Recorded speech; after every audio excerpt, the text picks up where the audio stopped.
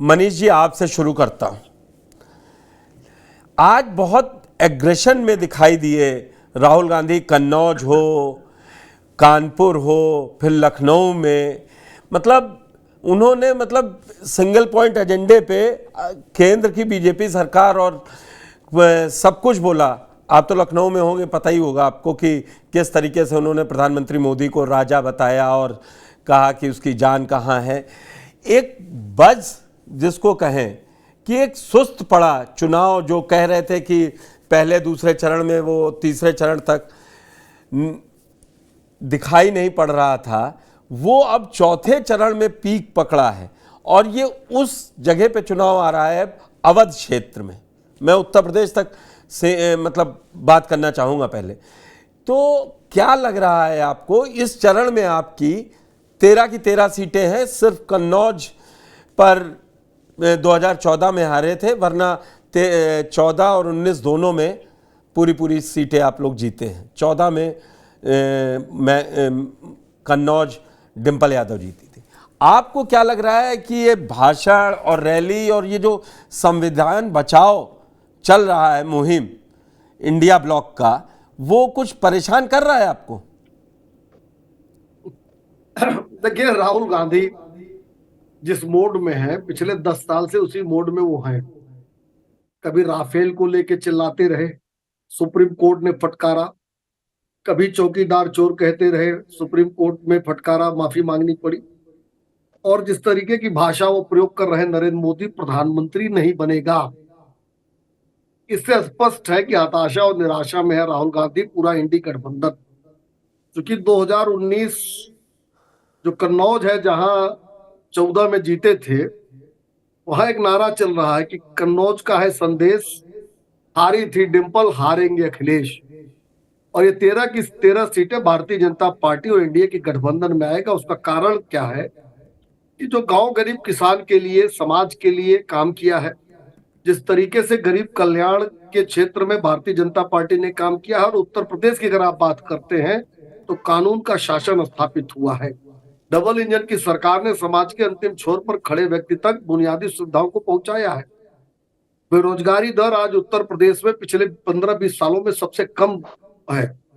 और उत्तर प्रदेश की जनता, जो अगर लखनऊ में जो तहजीब का शहर है, वहां जिस तरह की भाषा का प्रयोग अपने बड़े व्यक्ति, अपने से ज्यादा उम्र के व्यक्ति के लिए, देश के संवैधानिक पद पर बैठे प्रधानमंत्री के लिए किया है, वो स्पष्ट करता है कि राहुल जी के हाथ में कुछ नहीं है। 17 में ये जोड़ी उत्तर प्रदेश की जनता ने नकार दी थी और 24 में और बड़े अंतर से इनकी जोड़ी को उत्तर प्रदेश की जनता नकारेगी। रहा अखिलेश यादव भी बयान दे रहे थे, बंटवारे की चर्चा कर रहे थे। तो देखिए, बंटवारे की कहानी और उसका अनुभव अखिलेश यादव जी से ज्यादा अच्छा तो किसी को हो नहीं सकता। हमको याद है 2016-17 दिसंबर जनवरी की वो रात और दिन, जब बंटवारे को लेके परिवार में झगड़ा हो गया था। चाचा शिवपाल यादव को जिस तरह से जिन शब्दों का प्रयोग अखिलेश यादव और उनकी टीम कर रही थी, मुलायम सिंह यादव से जिस तरीके से मंच पे व्यवहार हो रहा था, तो बंटवारे का जो झगड़ा है उसका सबसे ज्यादा अनुभव अखिलेश यादव को है। और जो जैसा होता है दूसरों को उसी तरह से समझता है। मनीष जी, प्रधानमंत्री जी ने जो सवाल किया था उसमें गलत क्या है? तेलंगाना में सरकार के पहले वहां के मुख्यमंत्री, जो आज के मुख्यमंत्री हैं, रोज अडानी अंबानी के लिए क्या कहते थे? सरकार बनते ही शांत हो गए। राजस्थान में, दिल्ली में अडानी अंबानी खिलाफ बोलते थे, राजस्थान में जब इनकी सरकार थी तो उनके साथ माला फूल पहनाते थे एक दूसरे को। तो इनका दोहरा चरित्र जनता जानती है। मनीष जी, एक जल्दी से आपसे 2 बातों पे मैं पहले ले लूं। जो आपने भाषाई टिप्पणी पे किसी की भी ठीक नहीं है। बंगाल में प्रधानमंत्री मोदी ने भी कहा कि राजस्थान भाग गई। मैं दोनों भाषाओं को थोड़ा एक लेवल पे नहीं रखता हूं और इस पे व्यक्तिगत टिप्पणियां ठीक नहीं है। और रही बात, मैं अभी समाजवादी के प्रवक्ता अतुल सक्सेना से पूछूंगा कि उनको कैसे लगा, लेकिन आप जो ये एक मैं जानना चाह रहा हूं, जो अभी आपने अंबानी अडानी वाली बात करी, तो एक जो नेशनल लेवल पर दिखाई दे रहा था, एक कोई मुद्दा बना के अब की नहीं एनडीए चल पा रहा, एनडीए नहीं चल पा रहा। पहले आपने 400 पार का नारा और गारंटी चला, फिर आपने कहा, प्रधानमंत्री मोदी और अमित शाह और सीएम योगी की रैलियों की मैं बात कर रहा हूं। उसके बाद चला कि इनहेरेंट टैक्स, मंगलसूत्र छीन लिया जाएगा, घुसपैठी है मुसलमान। फिर ये भी शायद इसका भी रिस्पॉन्स बहुत वैसा नहीं मिला, लोगों में गुस्सा दिखाई दिया जमीन पे, तो शायद आप लोग फिर आगे गए। आज मुझे लग रहा है फिर से वो धर्म वाली बात प्रधानमंत्री मोदी ने अपने भाषण में कही कि मेरी जो विरोधी हैं कब्र खुदवाना चाहते हैं, इसमें भी तुष्टीकरण और धर्म देखते हैं। आपको क्या जो लगातार आज राहुल गांधी ने, मैंने इसीलिए राहुल गांधी और अखिलेश दोनों को बोला कि वो लोग इस पर जोर दे रहे हैं कि अपनी रैलियों में कि संविधान बचाओ, और वो ये कह रहे हैं भाजपा मुद्दों से भटकाएगी। तो आप क्या चाह रहे हैं कि धर्म पे चुनाव हो, धर्म के मुद्दे पर चुनाव हो? देखिए पुष्पेंद्र जी, दो चीजें हैं। भारतीय जनता पार्टी उत्तर प्रदेश सहित पूरे देश में अपने रिपोर्ट कार्ड के आधार पर चुनाव मांग रही है, वोट मांग रहे हैं हम लोग। जो हमने 10 साल में पूरे देश में काम किया और जहां हमारी राज्य सरकार है, जैसे उत्तर प्रदेश में जहां हमने 7 साल में काम किया है, उसके आधार पर हम चुनाव में गए हैं। हमारा जो घोषणा पत्र है उसको उठाकर देखेंगे तो सकारात्मक बातें हैं और हम उनको आगे बढ़ाने की बात हम करते हैं। लेकिन राजनीतिक दल होने के नाते से हमारा कर्तव्य है कि अगर देश के विरुद्ध या आरक्षण पर खूनी पंजा अगर पड़ने जा रहा है तो उससे भी देश की जनता को आगाह करना पड़ेगा। आंध्र प्रदेश और कर्नाटक में कांग्रेस ने तो ओबीसी आरक्षण पर खूनी पंजा डाल दिया है ना, सवर्ण मुसलमानों को भी ओबीसी में डाल दिया है लेने के लिए। तो जो चीजें तथ्य है उस पर कैसे कोई अलग हो सकता है? संविधान की किताब लेके सबसे ज्यादा संविधान तोड़ने वाली पार्टी कौन है? कांग्रेस है। बाबा साहब और संविधान सभा ने ये तय किया था कि धर्म के आधार पर आरक्षण नहीं होगा। उनकी बात को डिनाई करके, उनकी बात को उलट के धर्म के आधार पर आरक्षण देने की बात कौन कर रहा है? संपत्तियों की सर्वे की बात कौन कर रहा है? पैतृक संपत्तियों को 55% टैक्स लगाएंगे, बात कौन कर रहा है?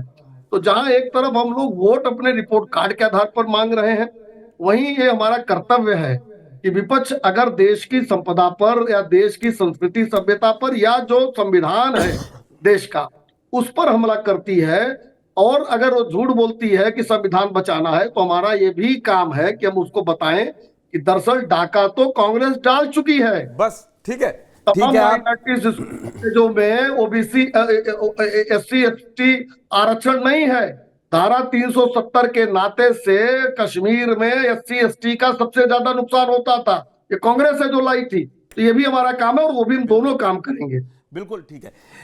अतुल सक्सेना जी, अब मैं आपसे पूरे जो आरोप इन्होंने लगाए और मेरे सवाल जो आपसे, ये बीजेपी तो उल्टा कह रही, वो तो कह रही है हम तो 10 साल के अपने कार्यकाल केंद्र के और 7 साल के योगी सरकार के लॉ एंड ऑर्डर के पर यूपी में वोट मांग रहे हैं, नंबर 1 चीज। और कह रहे हैं संविधान बचाओ, आरक्षण बचाओ, जो ये विपक्ष है वो दिखावा है। दरअसल इन्होंने डाका डाला है, चाहे ओबीसी का आरक्षण हो या SC ST के प्रमोशन में आरक्षण की बात हो, ये तो कांग्रेस करती आई है, समाजवादी पार्टी करती आई है। तीसरी बात, मैं आपको तीनों क्वेश्चन बोल दे रहा हूं। इस चरण में 13 सीटें हैं। जो पिछली बार थी ना, एक कन्नौज छोड़ दें जो करीबन 2.25-3% के आसपास से ये जीते थे, बाकी सब लाख के ऊपर, 1.25 लाख, 1.5 लाख, उन्नाव तो 4 लाख तक चली गई जीत। इस मतलब एक रैली में आप खूब उत्साह भरिए, लोग आए, भीड़ जमा हो, लेकिन जो धरातल पे है ये गैप कैसे पूरा करेंगे आप 4-4 लाख वोटों का? और गठबंधन कामयाब हुआ नहीं है आपका। अखिलेश यादव के प्रयोग एक के बाद एक 14 से अलग अलग करते गए और सबसे सफल 22 में हुए जिसमें 36% वोट लाए, लेकिन उसमें से भी राजभर चले गए, जैन चले गए और दोनों लोग एनडीए गठबंधन में गए। ये भी नहीं कि 19 की तरीके से बीएसपी जैसे अलग हो गई तो वो अभी किसी गठबंधन में, ना आपके ना इनके, मतलब बीजेपी के।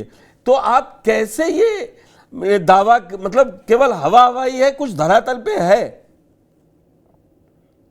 देखिए पुष्कर जी, मैं आपके जो 3 सवालात हैं मेरे से, जी मैं उस पे एक एक करके आपको बता दूं। जी और साथ में भारतीय जनता पार्टी के प्रवक्ता बैठे हैं मनीष जी, जी मैं उनको भी अपनी बातों में एक सलाह जरूर देना चाहूंगा कि जैसे अभी मनीष जी ने कहा कि भारतीय जनता पार्टी जो है अपने रिपोर्ट कार्ड के आधार पर जनता के बीच में जा रही है और वोट मांगने का काम कर रही है। तो मैं यहाँ ये जरूर कहना चाहूंगा कि यदि भारतीय जनता पार्टी अपने वोट कार्ड के आधार पर, रिपोर्ट कार्ड के आधार पर वोट मांगेगी तो 100 में से 0 नंबर मिलेंगे। तो भारतीय जनता पार्टी ने क्योंकि कुछ करा नहीं है, हाँ इतना जरूर है, यदि धर्म के आधार पर वोट मांगेगी जो भारतीय जनता पार्टी शुरू से करती आ रही है, तो इस बार शायद देश की जनता 10-20% वोट दे सकेगी। तो एक क्वेश्चन तो मेरा यहाँ आ जाता है। दूसरा, जिस तरीके से मनीष जी ने कहा गांव गरीब किसान के लिए इन्होंने काम किया, इन्होंने काम तो बहुत किए। सबने देखा कि किसानों के ऊपर इन्होंने गाड़ी चढ़ाने का काम किया। यूपी बॉर्डर जो नजदीक में ही हम लोग जहाँ बैठे हैं, वहां पे कितने महीनों तक धरना चला, कितने अश्रु गैस के गोले छोड़े गए, कितने लोगों ने शहादत दी, परंतु मोदी जी के पास 4 मिनट का समय नहीं था कि वो वहां दिल्ली में जहाँ पीएमओ ऑफिस है वहां से चल करके किसानों की पीड़ा जानने आ सकते। और आनन फानन में इन्होंने जो किसानों के लिए जो कानून बनाए वो वापस भी लेने का काम किया, क्योंकि इन्होंने आज तक जो भी नीतियां बनाई हैं वो इनकी सारी नीतियां फेल हुई हैं। यदि नोटबंदी की बात करें, किसानों की बात करें, उससे किसी का भला नहीं हुआ है। हाँ, भला इनके मित्रों का जरूर होता है। वो कुछ चुनिंदा लोग हैं, अडानी अंबानी हैं, या 10-20 लोग और मान लें, जो पूरे देश में इस समय जहां पर बेरोजगारी है, लोगों के व्यापार बंद हो चुके हैं और केवल 10-20 लोग ही प्रगति कर रहे हैं, तो ऐसे लोगों का इन्होंने 16 लाख करोड़ भी माफ किया है। आज किसान का कर्ज माफ नहीं होता है। आज इनके मोदी जी के चुनिंदा जो मित्र हैं, जो देश छोड़ के भाग गए, उनका कर्जा इन्होंने जरूर माफ करने का काम करा है। मनीष जी, मैं रहा आऊंगा, सवाल एक बार दूसरा, बात पूरी कर लेने दीजिए, रहा आपके सवाल- पास आऊंगा। पहले मैं आपके पास रहा आऊंगा सवाल- ना, एक मिनट उनको बात पूरी करने दीजिएगा आप जी। रहा सवाल दूसरा, जो ओबीसी की बात करी, आरक्षण की, पुष्कर साहब आप जानते होंगे 69,000 शिक्षक हमारा सालों साल से लाठी खा रहा है, और ओबीसी के आरक्षण पर यदि डाका डालने का काम किया है तो भारतीय जनता पार्टी के लोगों ने करा है। ओबीसी की पिटाई करने का, ओबीसी का आरक्षण को खाने का, ओबीसी पे लाठियां भांजने का जो काम करा है वो भाजपा के लोगों ने करा है, ये आप भी जानते हैं। तीसरा, जो इन्होंने कहा 13 सीटों पर जो चुनाव होना है उस पे भारतीय जनता पार्टी जो है सारी सीटों पर आएगी, ये शायद किसी गलतफहमी में है। क्योंकि गलतफहमी में हो भी क्यों ना, क्योंकि ये जुमलेबाजियां बिलीव करते हैं। अरे पुष्कर जी, आज जो है किसान हो, नौजवान हो, देश की जनता हो, वो बदलाव चाहता है। आज यूपी में हवा थोड़ा बदल चुकी है, आप और हालात केवल बदल यूपी ही चुकी है, नहीं, पूरी देश। लेकिन मैं आपको एक बात बताऊं, आप जो दावे कर रहे हैं, मेरा मूल प्रश्न था कि आप बदलें कैसे, जनता को आप समझा नहीं पा रहे हैं। आपने किसान आंदोलन की बात करी, 2022 में कितनी सीटें आई, और मैंने आपको भी, जब मैं मनीष जी से भी वही कड़े सवाल पूछ रहा था कि भाई आप लोग क्या कर रहे हैं। आप ये बताइए, लखीमपुर की बात की, 8 की 8 कौन जीता? बीजेपी। आपको अगर क्या, वही मैं पूछ रहा हूं, स्ट्रेटजी क्या है? आपके मुद्दे सही हैं, आप पहुंच नहीं पा रहे, अपनी बात नहीं कह पा रहे हैं, या आपका गठबंधन का सिलेक्शन गड़बड़ हो जा रहा है, जो विश्वास नहीं कर रहा है? पुष्कर जी, ऐसा नहीं है। देखिए 2014 से देश में, आप देखिए 2014 से 10 साल में दिल्ली में सरकार और यूपी में 7 सालों से, आप बताइए, जनता इनके झूठे जुमलों से तंग आ चुकी है। जनता समझ चुकी है ये झूठ और फरेब की राजनीति भारतीय जनता पार्टी की समझ चुकी है। जनता मंदिर मस्जिद की राजनीति समझ चुकी है। जनता हिंदू मुस्लिम की राजनीति समझ चुकी है। जनता पीटीए पे जो ये लोग चढ़ाई करने का काम करते हैं, उनका आरक्षण खाने का काम करते हैं, ये समझ चुकी है।